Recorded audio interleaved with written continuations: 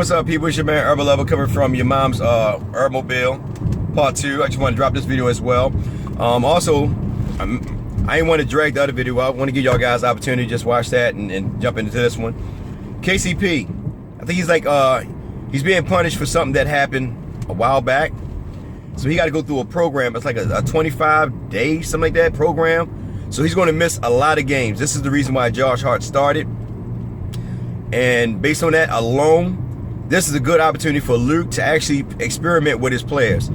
Hopefully we get to see Brandon Ingram finally run the 2. I mean, I love Josh Hart, don't get me wrong, but I like to see Kuzma start at that 3. Just experiment with him, see what we got, so we can see what we got going forward. So I'm hoping that Luke Walton take this in consideration and think about it. I mean, at the end of the day, you know, Josh Hart, like I said, Josh Hart is definitely going to get more playing time now that KCP is going to be in and out the rotation and lineup.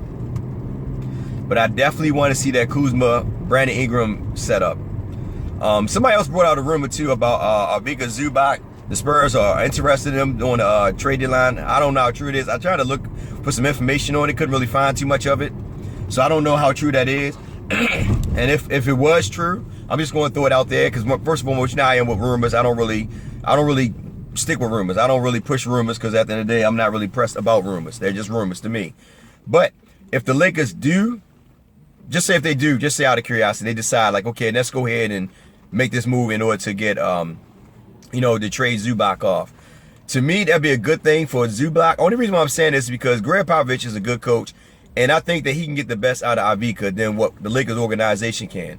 I mean, I don't know, like at the end of the day, I don't see why we do not utilize him anyway. I mean, Brook Lopez ain't really giving us nothing, and on top of that, he's basically going to be, he's a 1-year rental. So I'm like, why don't you go ahead and play Ivica? You know, or Brian, but I would give Ivica the nod first only because he's been there.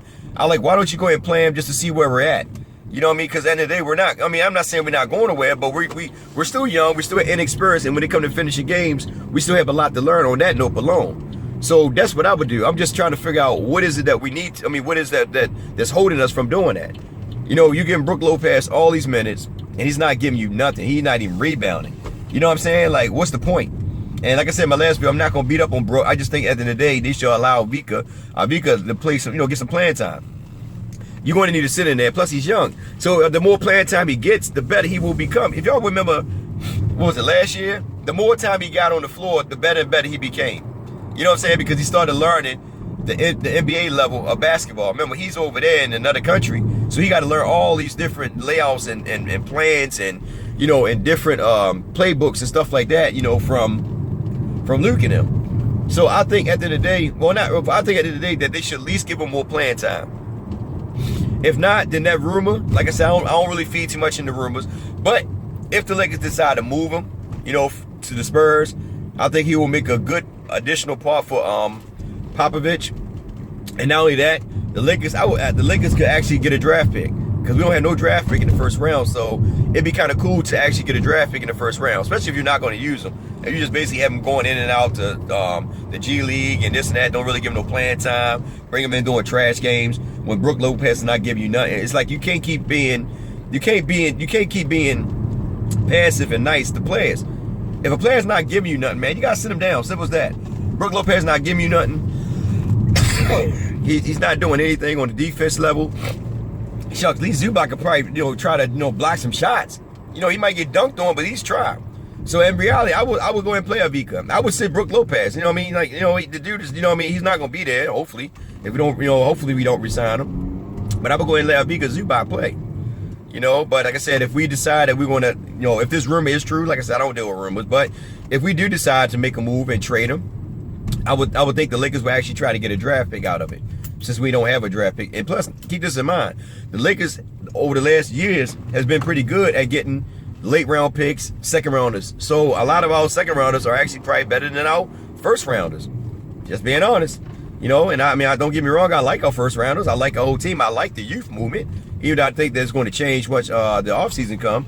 Imagine they might make some moves, but they really don't have to because LeBron, PG-13, Cousins, all these guys are free agents at the end of the season. So why make a trade? You know what I'm saying? Like, nah, you know, you can actually get two. I mean, you can get 2 out of the 3 for free. Well, not for free because you got to pay money, but you don't have to give up nothing to get them. And one thing I'm going to say like this, and I'm going to say this real quick. I know I said I didn't want LeBron James coming to LA because I really want, you know, because I'm thinking like, okay, he gonna bring a lot of his players in, this and that. I'm gonna be real with you. I believe LeBron probably be the best mentor for the players. You know, for them young players, man. To me, out of Kobe, and I know a lot of you Kobe fans will get upset, but I'm gonna be real. Out of Kobe and LeBron, I think LeBron makes people around him better. I'm just being, I know that you're gonna say, well, he was on, you know, he's on a lot of superstar teams, which is true. But let's go back to the years when he first came to Cleveland, and he made all those young guys pretty much, you know, better. You know, got them guys to play. They made it to the finals. You know what I mean? They lost to the Spurs, but shucks, he made them guys pretty decent.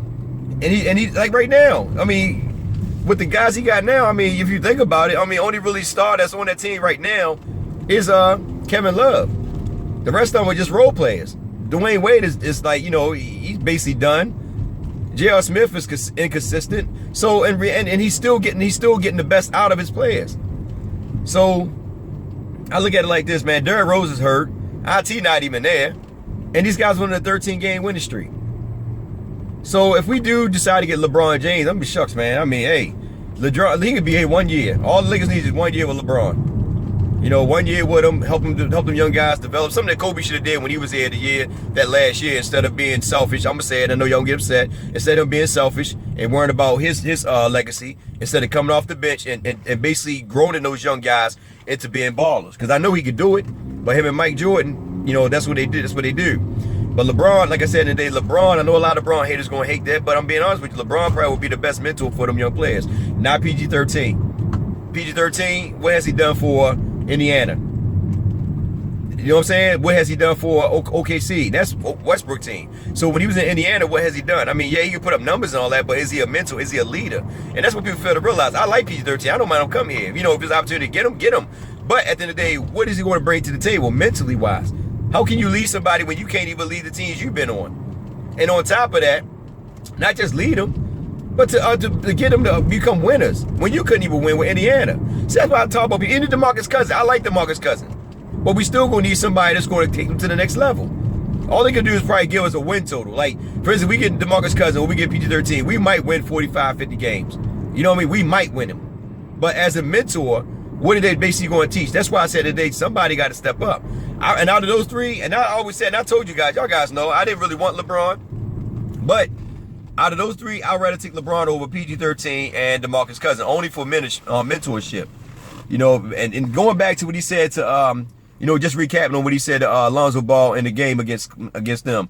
And he put his mouth over his shirt. All he was just doing, probably giving them, you know, some confidence. You know, basically just get him some, you know, basically telling him, you know, what to look out for. He ain't say like upcoming there, this and that. I don't think he was saying that. I'm not even gonna overhype that part. But I think at the end of the day, LeBron James will probably be the best mentor for the Lakers.